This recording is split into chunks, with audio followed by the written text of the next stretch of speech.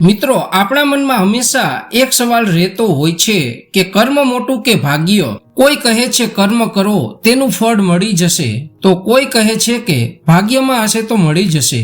કોઈ કહે છે કર્મ સર્વશ્રેષ્ઠ છે, તો કોઈ કહે છે ભાગ્ય ખૂબ બળવાન છે।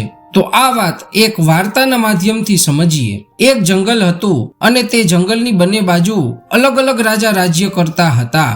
તે જંગલમાં એક સંત રહેતા હતા અને બંને રાજા તે સંતને પોતાના ગુરુ માનતા હતા અને તેમનો આદર પણ કરતા હતા। પરંતુ સમસ્યા એ હતી કે બંને રાજાના રાજ્યની વચ્ચે એક નદી વહેતી હતી અને તે નદી બંને રાજ્યો માટેનો એકમાત્ર જળસ્ત્રોત હતો। તેથી તે નદીને લઈને બંને રાજ્યોના રાજા વચ્ચે વિવાદો થતા। પરંતુ એકવાર વિવાદ ખૂબ જ વધી ગયો અને બંને રાજ્યોએ યુદ્ધનો નિર્ણય લઈ લીધો। ત્યારબાદ બંને રાજા એક પછી એક જંગલમાં રહેતા સંતના આશીર્વાદ લેવા પહોંચી જાય છે।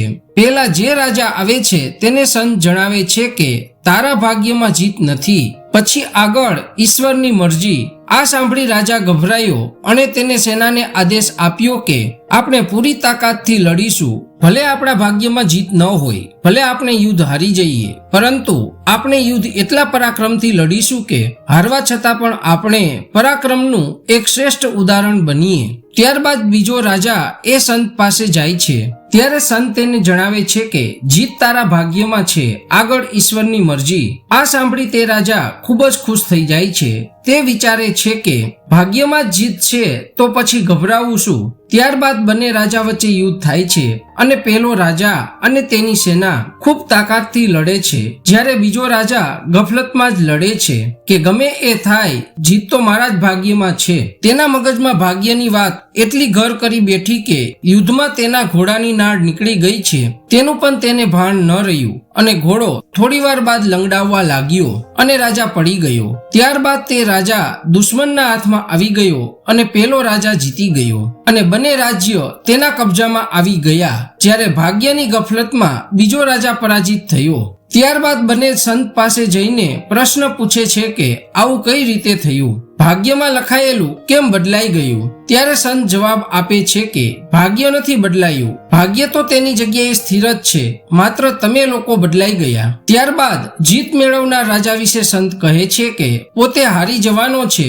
તે જાણીને તેણે યુદ્ધ માટે દિવસ રાત તૈયારી કરી અને જાતે જ યુદ્ધની બધી જવાબદારીઓ ઉપાડી અને પૂરી તાકાતથી લડવાનું નક્કી કર્યું। જ્યારે પરાજિત રાજા બાબતે સંત કહે છે કે તેણે ભાગ્યમાં જીત છે એવું જાણીને યુદ્ધ જીત્યા પહેલા જ તે ઉત્સવ મનાવવા લાગ્યો।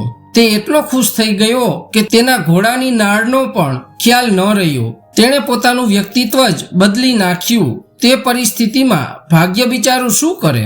આ વાત પરથી આપણને એ શીખ મળે છે કે ભાગ્યનું લખાણ કર્મનું ચુંબક હોય ત્યાં ખેંચાય છે। તેથી આપણા કર્મોનું પરિણામ જ આપણું ભાગ્ય રચે છે। આપણે અનુકૂળ કર્મ કરીને ભાગ્યને આપણી બાજુ ખેંચી શકીએ છીએ। જ્યારે ભાગ્યના ભરોસે બેસીને કર્મો કરવાનું છોડી દઈએ તો પરાજય અને દુઃખ સિવાય બીજું કંઈ નથી મળતું। ગીતામાં પણ આ જ વાત કહેવાય છે।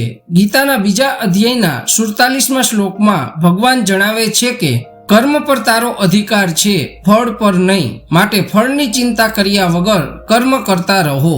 મિત્રો, અહીં એક વાત તો સાબિત થઈ ગઈ કે કર્મથી મોટું ક્યારેય આપણું ભાગ્ય ન બની શકે।